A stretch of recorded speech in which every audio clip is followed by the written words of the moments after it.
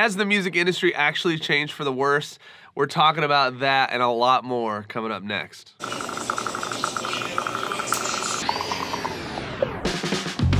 What's up, guys? Lennon here with soundandpatternsmusic.com. This channel exists to help you, the musician, get more gigs, reach your 1,000 true fans, and ultimately grow your art from passion to profession. Guys, if you've been around here that long at all, you know that I believe wholeheartedly that the music industry has changed and is continuing to change. And I got another hater comment here that I'm really excited to dig into. So I'm gonna go ahead and read that one and then just dive in head first. Now, I'm not one to call somebody out directly. I've said this before, but this gentleman says, I am 52 years old. I was a professional musician from the late 80s to mid 90s. Music is dead, all caps. What people want is crap and DJs, and both have little to nothing to do with music, musicianship, talent, and creativity. Both of these forms or attempts at music are 90% computer-based, and these productions are run by money-hungry corporate like the world has never seen, and that is not music. And the fact that you do not have the honesty to tell this new generation, who some may happen to love music, I'm guessing he means what real music is, makes you just one more dishonest asshole. Oh man, some of you guys know that I absolutely love the haters. I love getting in these discussions. I'm not out here to make anybody look bad, but people like this that are hating on something just bring up tons of points that I think we all need to pay attention to. First, I want to say I'm really sorry that I still sound like crap, and a lot of that just has to do with this sickness. I've just been nonstop trying to deal with this head cold, and it's been hanging around for almost 3 weeks now. I don't know, maybe I sound super sexy, I'm not sure. Is music actually dead?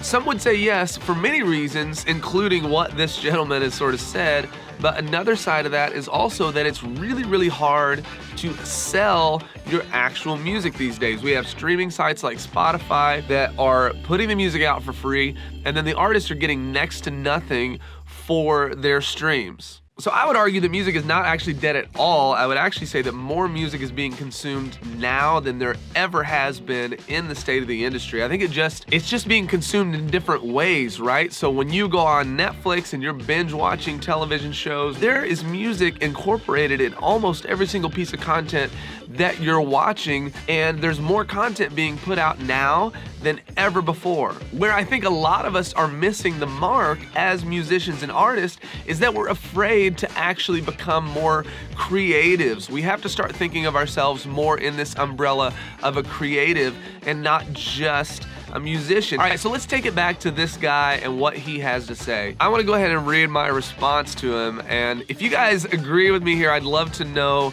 in the comments below. I know this is sort of a rant video, so apologies for that, but this is just fun for me, and being kind of sick, this is way easier than trying to put together some of the other stuff. So I said to this guy, I'm glad that you've had a good run. Stravinsky's The Rite of Spring, Dylan playing electric guitar, and even the synthesizers of your era, so the 80s and 90s, were all met with similar statements and sentiments. I'm glad you left this comment, so I now have an excuse to make a video about it.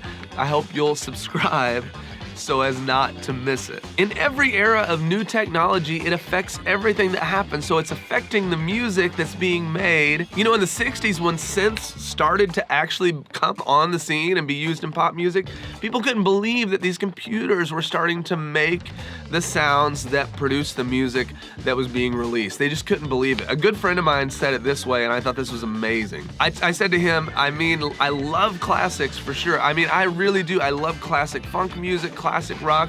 I said I love classics for sure, but we all have to know that it's going to change. And he said, yes, this is inevitable. Imagine if the Beatles had stopped at Help, or if Stevie Wonder had stopped at My Sharia Moore, or if Miles Davis had stopped at Bag's Groove.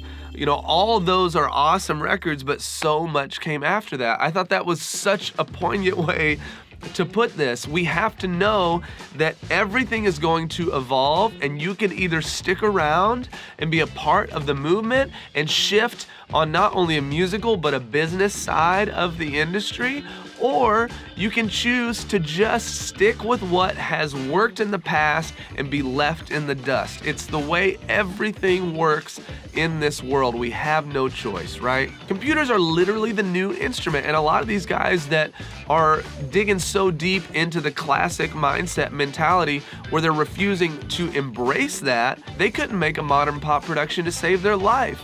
They might be able to play the guitar riff, but that doesn't mean that what's being made on a computer is less intricate. It's just a new language. It's a new version of the same thing. You still have to have musical intuition and understand elements of music and how it all fits together to be able to make something that's cohesive and pleasing and aesthetically pleasing for the listener, right? There is no shortcut to that kind of stuff. It's just a matter of the tools that you're using.